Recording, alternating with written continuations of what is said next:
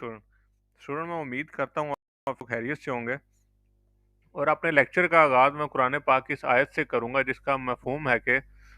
अल्लाह ताला और उसके फरिश्ते आप सल्लल्लाहु अलैहि वसल्लम पर दुरूद व सलाम भेजते हैं। ऐ ईमान वालो, तुम भी आप सल्लल्लाहु अलैहि वसल्लम पर दुरूद व सलाम भेजा करो। तो स्टूडेंट, आज का मेरा लेक्चर जो है वो पाकिस्तान पीनल कोड के चैप्टर नंबर 16A के हवाले से है, जिसमें डिस्कस किया गया wrongful restrain and wrongful confinement. तो लेक्चर स्टार्ट करने से पहले मैं आप सब स्टूडेंट से रिक्वेस्ट करूंगा, अगर आपके पास मेरे नोट्स अवेलेबल हैं तो मेरे नोट्स ओपन कर लें। ये मैंने जो पाकिस्तान पिनल कोड का बेयर एक्ट है उसको मज़ीद सिंप्लीफाई करके इजी वर्ड में लिखा है। और अगर आपके पास बेयर एक्ट या कोई और अदर मटेरियल अवेलेबल है तो उसको ओपन कर लें ताकि हम सेक्शन वाइज सब इसमें डिस्कस कर लेंगे पॉइंट्स। तो चैप्टर स्टार्ट करने से पहले मैं आपको रॉन्गफुल रिस्ट्रेन और रॉन्गफुल कन्फाइनमेंट के बीच में थोड़ा डिफरेंस बता देता हूँ। रॉन्गफुल रिस्ट्रेन से मुराद है कि किसी भी शख्स को किसी जगह से या किसी काम से रोकना। कि आप अगर कोई शख्स है उसको किसी काम से रोका जाए या किसी जगह पे जाने से रोका जाए तो वो रॉन्गफुल रिस्ट्रेन कहलाएगा। और रॉन्गफुल कन्फाइनमेंट से मुराद है कि अगर किसी शख्स को किसी बिल्डिंग में या किसी भी जगह पे कैद कर लिया जाए, जैसे कि आपने अक्सर बेशतर लफ्ज़ सुना होगा हफ्से बेजा में रखा जाए,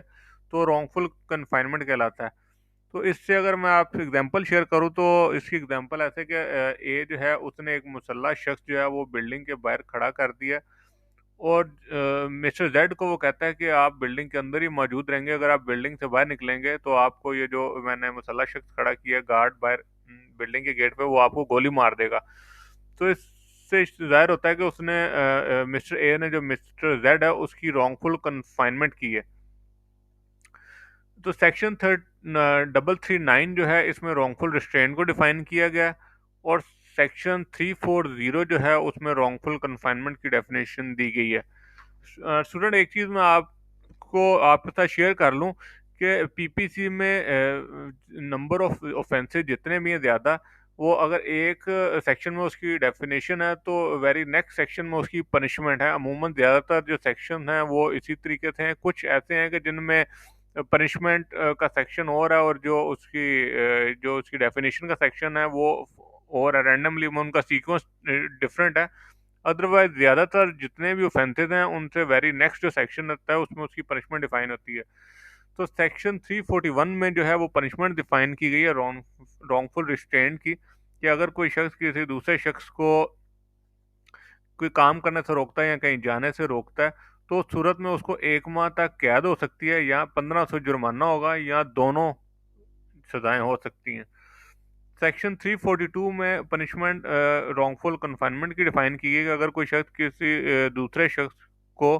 हफ्ते बेजा में रखता है तो उस सूरत में उसको 1 साल तक कैद हो सकती है या 3000 जुर्माना हो सकता है या दोनों सजाएं दी जा सकती हैं। अच्छा, नेक्स्ट आप सेक्शन 343 में है तो इसमें बताया गया है अगर कोई शख्स किसी दूसरे शख्स की रॉन्गफुल कन्फाइनमेंट करता है और वो 3 दिन या उससे ज़्यादा होती है या 3 से 9 दिन के बीच में होती है, तो उस सूरत में वो शख्स जिसने कि हफ्ते भेजा में रखा दूसरे शख्स को, उसको 2 साल की कैद हो सकती है और साथ जुर्माना हो सकता है या फिर दोनों सजाएं सुनाई जा सकती हैं। और सेक्शन 344 जो है वो उसमें डिफाइन है कि अगर कोई शख्स दूसरे शख्स की रॉन्गफुल कन्फाइनमेंट करता है और वो 10 दिन या उससे ज़्यादा होती हैं, तो उस सूरत में 3 साल की कैद हो सकती है और जुर्माना हो सकता है या दोनों सजाएं सुनाई जा सकती हैं। सेक्शन 346 की बात करें तो रॉन्गफुल कन्फाइनमेंट इन सीक्रेट। तो इसके हवाले से अगर कोई शख्स किसी दूसरे शख्स को इल्म में लाए बगैर उसे कहीं पे कैद कर देता है या किसी सरकारी मुलाजम को कैद रखता है तो उस सूरत में उसको 2 साल की कैद हो सकती है। और इसके अलावा कोई भी जेली सजा जो कि पाकिस्तान पीनल कोड में डिफाइन है, वो उस ऑफेंस के हवाले से उसे वो सजा भी मुख्तस की जा सकती है। सेक्शन 347 की बात करें, wrongful confinement to extort property और कंस्ट्रेंट टू इलीगल एक्ट। तो इसके तहत कि अगर कोई भत्ते की नीयत से किसी को कैद करता है या कोई कीमती कागजात या जायदाद इस हवाले से उनके हसूल के लिए अगर किसी शख्स को कैद कर लेता है तो उस सूरत में उसको 3 साल तक की कैद हो सकती है और साथ उसको जुर्माना भी सुनाया जाएगा इसके साथ।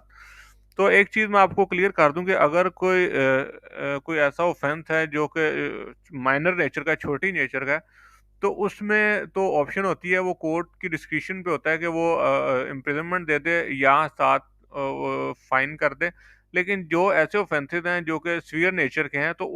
उन केसेस में कोर्ट जो है वो पाबंद होती है को इम्प्रिजनमेंट भी करेंगी और साथ कोई फाइन भी करेंगी। सेक्शन 349 की बात करें तो सेक्शन 349 में फोर्स को डिफाइन किया गया है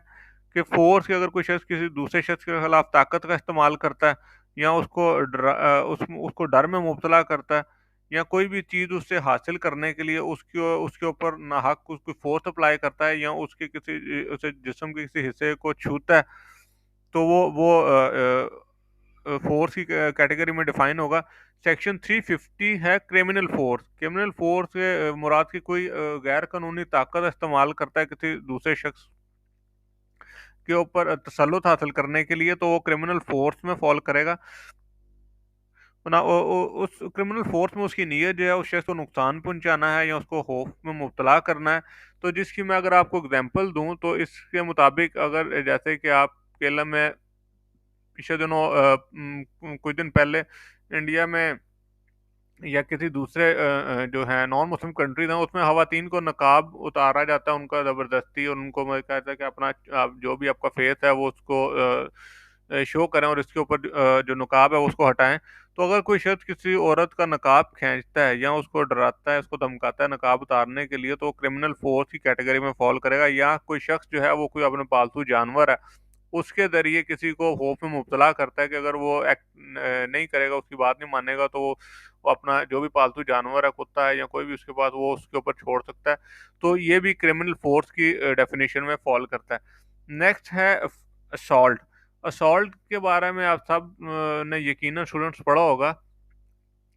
बी सॉरी एलएलबी में एक प्रॉपर इसके ऊपर एक लेक्चर और क्वेश्चन भी आता है पेपर में। तो असॉल्ट से मुराद है कि किसी शख्स को घूरना या इशारों से किसी को धमकाना, किसी की तरफ मुट्ठी हिलाना या छड़ी किसी को दिखाना मारने की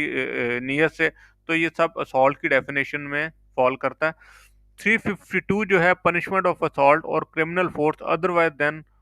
ऑन ग्रेव प्रोवोकेशन। तो इसके हवाले से अगर किसी शख्स पे असॉल्ट कमिट किया जाता है तो कानून में उसकी सजा जो है वो 3 माह कैद बताई गई है और साथ 1500 रुपये जुर्माना हो सकता है या दोनों सजाएं दी जा सकती हैं। सेक्शन 353 है असॉल्ट और criminal force to deter public servant from discharge of his duty. अगर किसी भी सरकारी मुलाजिम को उसकी जो भी उसकी ड्यूटी है उसको परफॉर्म करने से रोका जाता है और उसके ऊपर असॉल्ट जो है उसका अख्तियार किया जाता है या क्रिमिनल फोर्स अप्लाई की जाती है, तो इस सूरत में जो भी शख्स असॉल्ट या क्रिमिनल फोर्स अप्लाई करेगा, कानून के मुताबिक उसको 2 साल की कैद हो सकती है या जुर्माना हो सकता है या दोनों सजाएं सुनाई जा सकती हैं।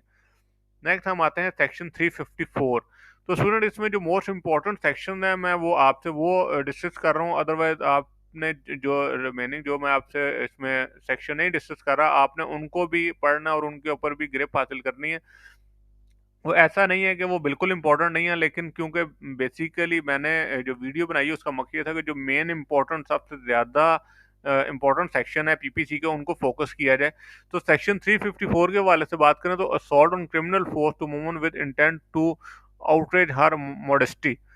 तो अगर किसी खातून पे तशद्दुद किया जाता है या उसको ज़द-ओ-कोब किया जाता है तो वो सेक्शन 354 में फॉल करता है और 354 ए में जो है उसकी पनिशमेंट जो है वो डिफाइन की गई है। अगर अगर आप खातून को कोई शख्स सिर्फ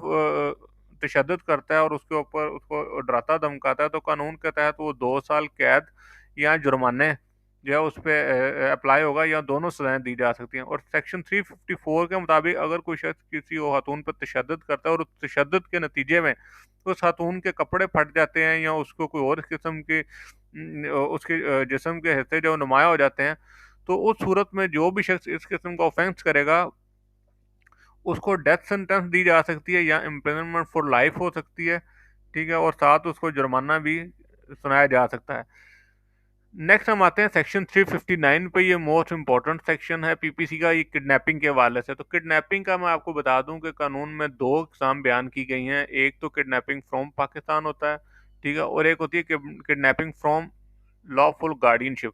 कि कोई शख्स किसी शख्स को अगवा करके पाकिस्तान से बाहर ले जाता है, तो एक तो वो किडनैपिंग की कैटेगरी में आती है, और एक दूसरी कैटेगरी है कि किसी भी बच्चे को उसका जो वारिस है या उसके वालिदैन हैं उनके पास से छीन के ले जाना या उसको अगवा कर लेना, ये किडनैपिंग की दूसरी काइंड पे फॉल करता है। सेक्शन 360 जो है किडनैपिंग फ्रॉम पाकिस्तान के वाले से, कि अगर कोई किसी शख्स को, किसी खातून को या किसी की बच्ची को जिसकी उम्र 14 साल से कम है, ठीक है, और बच्चा जिसकी और कोई बच्चा जिसकी उम्र जो है वो 14 साल से कम है और बच्ची जिसकी उम्र 16 साल से कम है, ठीक है, तो वो उसको अगर कोई शख्स अगवा करके पाकिस्तान से ले जाता है तो वो किडनैपिंग या उसके जो लीगल गार्डियन है उनके पास उसको छीन के ले जाता है, तो वो किडनैपिंग 360 का सेक्शन लगेगा उसके ऊपर। और 361 जो है वो अबडक्शन के वाले से है। अबडक्शन से मुराद है कि किसी शख्स को ज़बरदस्ती कहीं से जाने पर मजबूर करना।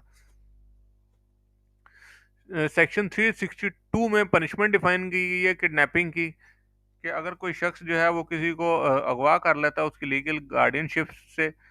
ठीक है, तो कानून के तहत उसे 7 साल की सजा सुनाई जा सकती है और साथ उसको जुर्माना भी किया जाएगा। सेक्शन 363 की बात करें, किडनैपिंग और abducting in order to murder, कि अगर किसी शख्स को कत्ल की नीयत से अगवा किया जाता है,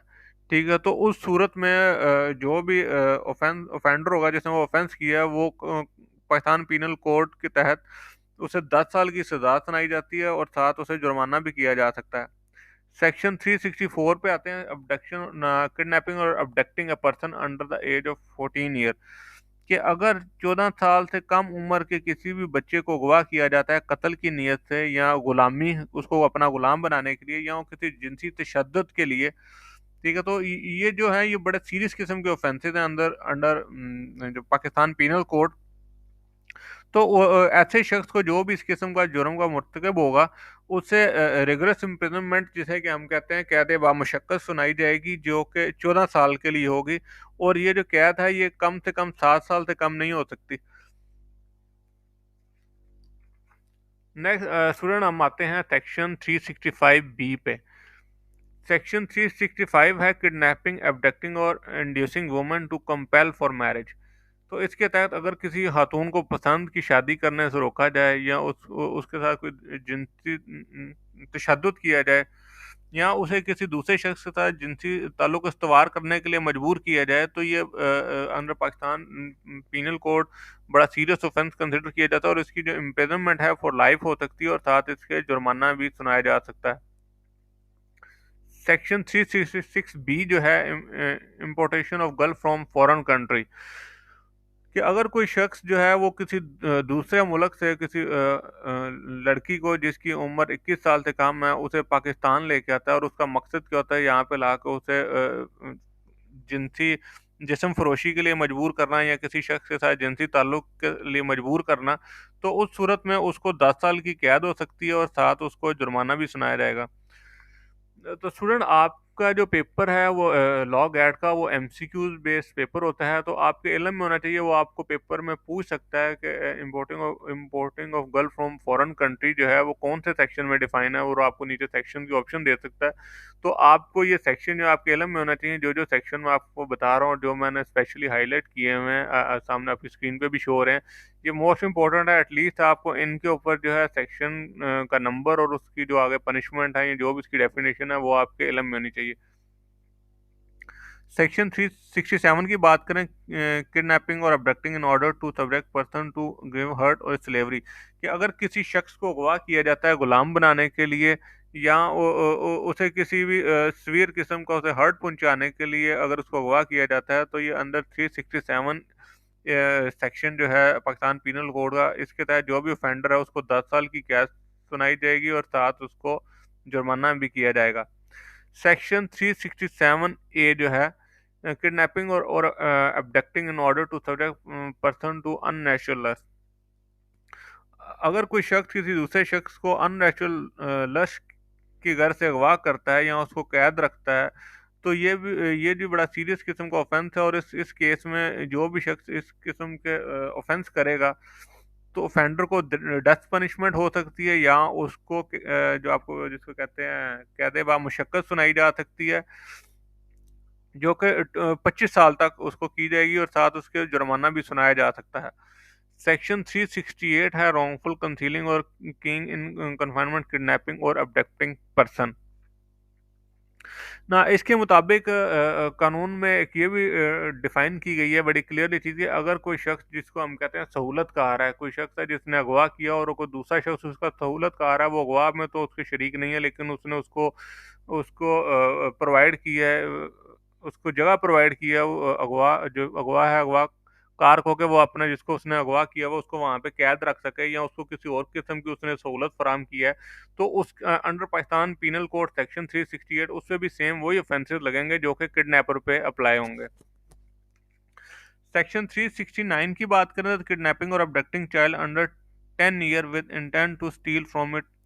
पर्सन, कि अगर कोई शख्स जो है वो किसी बच्चे को जिसकी उम्र 10 साल है या उससे कम है उसे अगवा करता है इस नीयत से कि ताकि उसके घर वालों से जो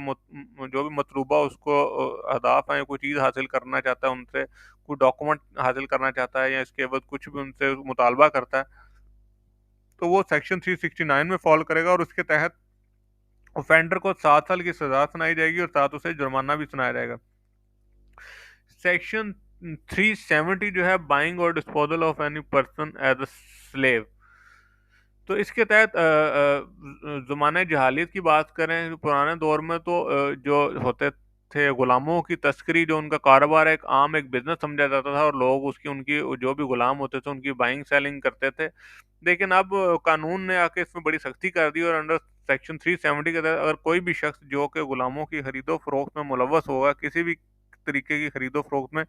तो उसको उसको 7 साल तक कैद सुनाई जाएगी और उसको जुर्माना भी साथ इसके किया जाएगा।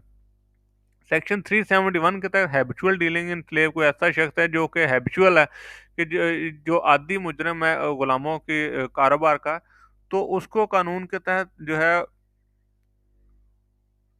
तो उसको इम्प्रिजनमेंट सुनाई जाएगी, जो कि फॉर लाइफ भी हो सकती है, और ये जो सजा है ये कम से कम 10 साल से कम नहीं सुनाई जाएगी हैबिचुअल जो भी डीलिंग करेगा स्लेव्स के अंदर। सेक्शन 371 पे आते हैं। सेक्शन 371 है selling person for purpose of prostitution, कि अगर कोई शख्स किसी भी शख्स का या किसी खातून का उसकी खरीदो फरोख्त करता है, जिस्म फरोशी की नीयत से उसको खरीदता है या उसको किसी भी आगे किसी और शख्स को उसको फरोख्त करता है, तो जो कि एक बड़ा सीरियस नेचर का ऑफेंस है अंडर पाकिस्तान पीनल कोड, तो सेक्शन 371 ये डिफाइन करता है कोई भी शख्स जो इस किस्म के जुर्म में मुलव्वस पाया जाएगा तो कानून के तहत उसे 25 साल की सजा सुनाई जाएगी और साथ उसको जुर्माना भी किया जाएगा। सेक्शन 371 बी जो है, 371 ए जो है वो सेलिंग के हवाले से है, कि किसी शख्स को अगर बेचा जाता है जिस्म फरोशी के लिए, और सेक्शन 371 बी जो है वो उसकी बाइंग के हवाले से, कि जो शख्स खरीदता है किसी ऐसे शख्स को जो कि जिसका मकसद से खरीदने का उसे जिस्म फरोशी कराना है, तो कानून के तहत उसे 25 साल की सजा सुनाई जाएगी और साथ उसके जुर्माना भी किया जाएगा। स्टूडेंट सेक्शन 375 की बात करें जो कि रेप के हवाले से है, तो रेप को आगे लॉ ने उसको फर्दर जो उसमें डिस्क्रिप्शन दिए हैं कि किन किन कंडीशन को में अब रेप कंसिडर किया जाएगा, अगर अगर कोई शख्स किसी खातून के साथ जिनसी ताल्लुक इख्तियार करता है जो कि उस खातून की रजामंदी के बगैर है या उसकी कंसेंट के बगैर है, तो ये एक सीरियस किस्म का ऑफेंस जो है कंसिडर किया जाता है अंदर पाकिस्तान पीनल कोड। तो इसके तहत जो भी शख्स जो भी इस किस्म के एक्ट का मुर्तकब होगा, वो रेप का जो सेक्शन है उस पर अप्लाई होगा, और सेक्शन 376 जो है वो पनिशमेंट ऑफ रेप जो है वो डिफाइन की गई हैं। जो कानून के तहत अगर कोई शख्स ऐसा जुर्म करेगा तो वो उसको जो है उस सूरत में